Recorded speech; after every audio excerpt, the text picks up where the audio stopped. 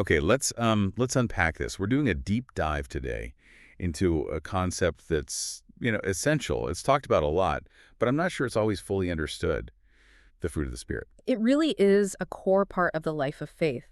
And for those of you who want to get truly well-informed quickly, we're grounding this whole analysis in the key texts. Right. So we're starting with the foundational one, Galatians 5:22-23, but we're also pulling in let's call it the practical application from John 15:5. And the evidence test. And the evidence test, Yeah. exactly, from Matthew 7. So our mission here isn't just to, rattle off a list of 9 qualities, love, joy, peace, and all the rest. No. It's to really get what it means to see them as a single, unified spiritual identity. We want to pull out what it actually means to live by the Spirit. Yeah, and how these things show up in your life on a Monday morning when things are stressful. Because if you've ever just found yourself trying to, be more patient or be more gentle just through sheer willpower, this discussion is going to really clarify why that approach is, well, fundamentally incomplete. So let's start at the source then. Galatians 5:22-23.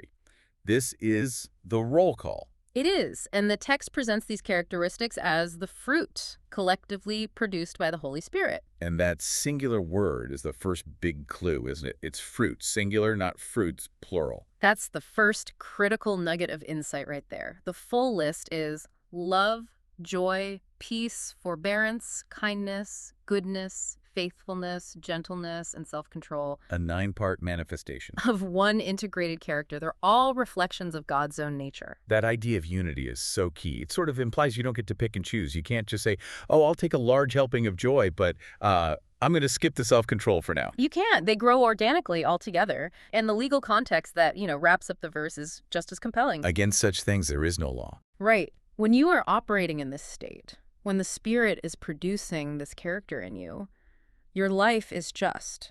It's intrinsically beneficial. It's moral. It's self-regulating.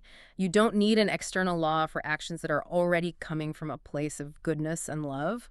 That sets the bar incredibly high, which, brings up the obvious question. If we as humans are so prone to impatience and anxiety and all the rest, where does the ability to produce these things actually come from? Yeah. Can we just, effort our way into being fundamentally different people? And the sources immediately point us away from human effort, which is exactly why we have to bring in John 15:5. This is the definition of the essential source. Your vine and the branches. That powerful analogy, Jesus says, I am the vine, you are the branches. It's the ultimate statement of dependence, really. The requirement for producing anything is completely conditional on being connected. If you remain in me and I in you, you will bear much fruit. And that phrase, remain in me, that just highlights the absolute necessity of staying connected. The qualities we just listed in Galatians, they're genuinely impossible to live out just through human willpower. We can fake it for a little while. We can fake kindness for a minute, sure, but sustained sacrificial love, that's a whole different thing. And the text gives that definitive limitation right after. It leaves no room for argument. Apart from me, you can do nothing. Okay, so this is where the tension lies for anyone trying to learn and apply this. If producing the fruit is totally dependent on the source, on Jesus, on the Holy Spirit, does that mean our effort is, irrelevant? Where does our responsibility fit into this divine process? That is exactly the right question to be asking. The effort we put in isn't in producing the fruit. That's the mistake we make. Wow. Our effort is in abiding, in staying connected. It's the commitment to the relationship, to staying tethered to the vine. And that looks like, intentional time, in reflection, in prayer, in study. So the moment we try to produce it ourselves. That's the moment we're acting apart from him. And the result isn't genuine character change. It's just religious performance. Which makes the whole process fundamentally relational, not transactional. The fruit isn't some checklist of behaviors you mark off. Yeah. It's the natural result of a really deep identity shift. And that identity shift, thank goodness, is visible. It's not just an internal feeling. Which brings us right to Matthew 7:16, day 18. This is all about recognition and evidence. Yeah, Jesus taught, by their fruit you will recognize them. This is the external proof. It means the qualities we produce, or, the weeds we often produce instead, Right. they become the observable evidence of our connection, or lack of connection, to the source. And he uses that simple, powerful tree analogy. Do people go out and pick grapes from thorn bushes? No.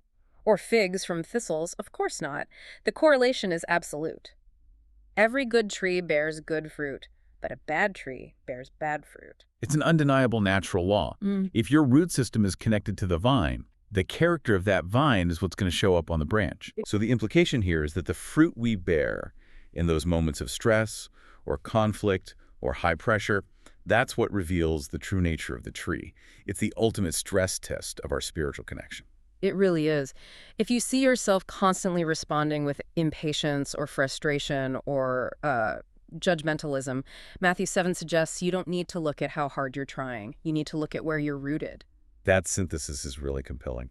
Okay, so now we should probably dig into the practical application of the 9 qualities themselves and go a little deeper than the one-word definitions. Let's do it. And the sources group them so logically. We should start with the first 3. Group A, foundation.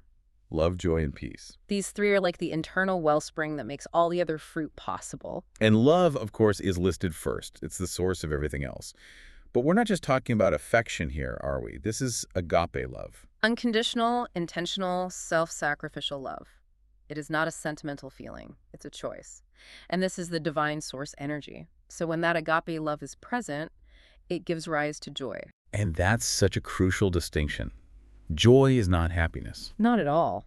Happiness is circumstantial. It depends on what happens to you. Joy, in this context, is this unshakable confidence, this deep, abiding contentment that's rooted in knowing you're connected to the divine no matter what's going on around you. So if I lose my job, I might lose my happiness for a bit. But my joy, that deep-seated belief that I am connected and cared for, that can remain intact, that's a profoundly different way to look at emotional health. It is. And when love is the source and joy is the result, the third element just naturally appears, peace. Again, not the absence of conflict in the world around me. No, but the presence of internal security, of Yeah. mental rest. Regardless of the storm, it's the foundation of a stable identity. And that internal stability is what lets us move into the next group, Group B, outward action. This is where we start applying that foundation to the world. Right. We're talking about forbearance or patience, kindness, and goodness. This is where the rubber really meets the road, especially in a world that's so full of, negativity and quick conflict. How do we show kindness and goodness when we feel we've been wronged? And the answer seems to be rooted in that first one, in patience or forbearance. It's listed first in this action group for a reason, I think. It has to be. I kind of see forbearance as extending a grace period to someone, like a spiritual loan to someone who is messed up. That's a fantastic way to put it. Forbearance is the essential gear that allows kindness and goodness to manifest.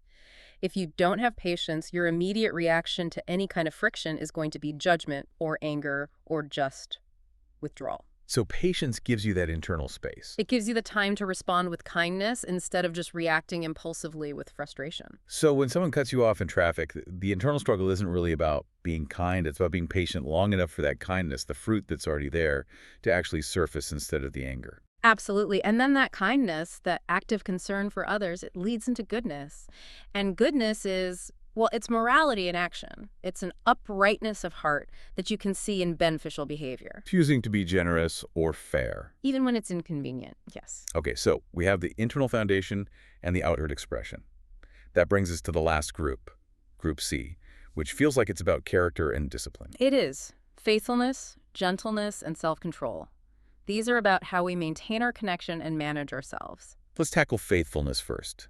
This isn't just about loyalty to some big, grand calling, is it? No, in this context, it's about trustworthiness. It's integrity and consistency in the small, daily things. I mean, the world is full of distractions, pulling our attention and our devotion everywhere else. Digital demands, sudden emergencies. Changing priorities, right. Faithfulness is staying true to the path you know is right, even when it's boring or it's difficult. Which makes it a key part of building trust with others and with God. And then there's gentleness. This one gets misinterpreted so often. People think it means weakness or being passive. That is a huge distinction we have to make.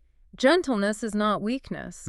The source material really sees it as strength under control. Okay. Think about a massive, powerful draft horse. It has immense strength, but when it's harnessed and controlled by a bridle, that strength is directed toward a positive goal. Gentleness is choosing a mild, intentional response when you have every right and opportunity to respond with aggression or force. It's choosing to wield your power, your words, your position, your intellect, with precision and grace, instead of like a blunt weapon. And that controlled strength leads us perfectly to the final quality, self-control. This is what actively shapes the life. It provides the guardrails for the whole process. Mm. If love is the engine, self-control is the steering wheel and the brakes. It's the discipline that governs our desires, our reactions, our appetites, making sure we don't let one area of excess derail the growth of the other 8. That's right.